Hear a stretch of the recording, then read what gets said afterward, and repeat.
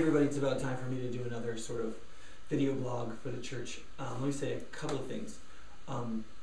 One, I want to really invite you to take advantage of some of the classes that are still starting. A number of stuff has started in the last couple of weeks, but you can really still get in on it. There's some new ABF classes, there's a new membership class that's just started going, there's an investigation of Christianity class called Begin that's going, and take advantage of that stuff. If you haven't been a second hour person, then you should go for it for a couple weeks. Try it for 3 weeks, see how your kids do, and find out if your fears for their late nap times will really pan out.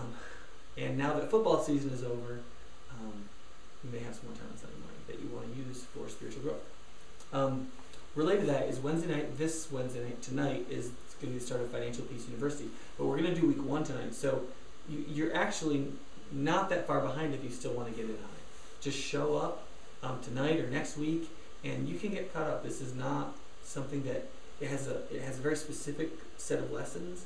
So if you miss one, you can always go back and get that lesson, and you can be part of this. The reason that's important is the two things we're really focusing on this year are we're spending a year in the gospel, and we're spending a year preparing to be generous and seeking financial peace personally and as a church. And so this is the year to do that, because we may not have these classes the same next year. We'll have a different focus next year. We'll probably have a focus on evangelism and prayer next year.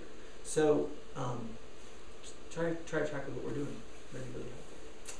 2, we think we know who we're going to hire for the part-time assistant position.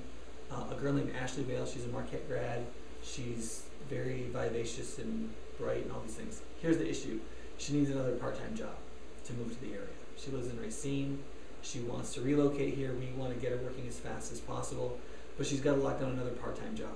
So she is a communications, public relations major, great resume, and she's also really glad to work with kids. So any decent part-time jobs you know that have to do with working with kids, or would be great for a public relations person, please give us an email and a contact, and we'll pass them on to her, because we want to get her here as soon as possible.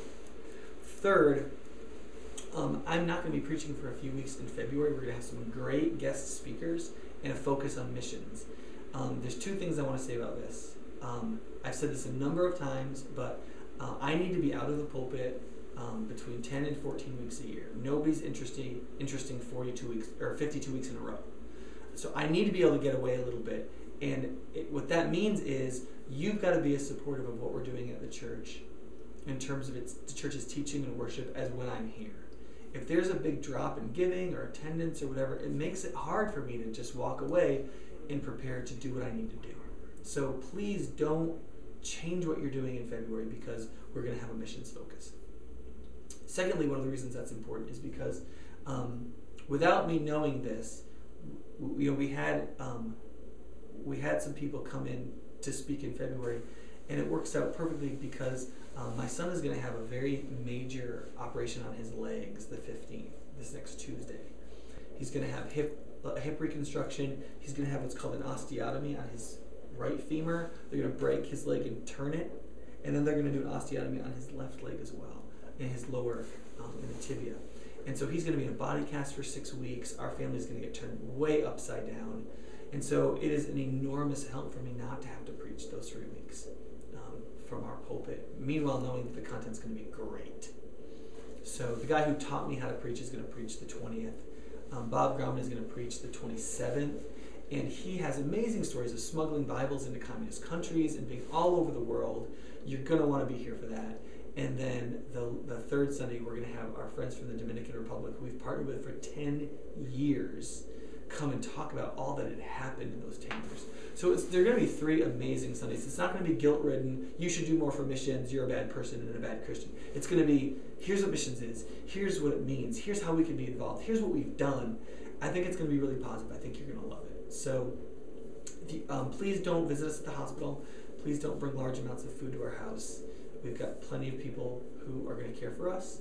But if you could pray for Jude in his recovery and for his surgery on the 15th, of course, Alexi and I and our family would be really grateful for that. In terms of the other stuff happening with me and the church and so on, everything seems to be generally going pretty well. I've been a little tired. I've been sick a lot this winter, but I feel like in a lot of ways things are going well. And I'm pleased with what's happening. The church is growing. I think people are finding that they're growing spiritually, which is great. And I feel like we're going in a good direction. So, and Lexi and I and our family are doing pretty well. I mean, we've had some rough spots, don't get me wrong. Adjusting to this life here, being a senior pastor, and having the size staff we've got here and all that kind of thing is tough. Working with elders, a group of 13 or 14 men is interesting, but it's also been extremely rewarding. And again, I just love all the guys on our elder board. So I feel like things are going well. Today is my dog's 2nd birthday too, so that's exciting, I guess. Yeah, so there it is. So help us communicate these things around.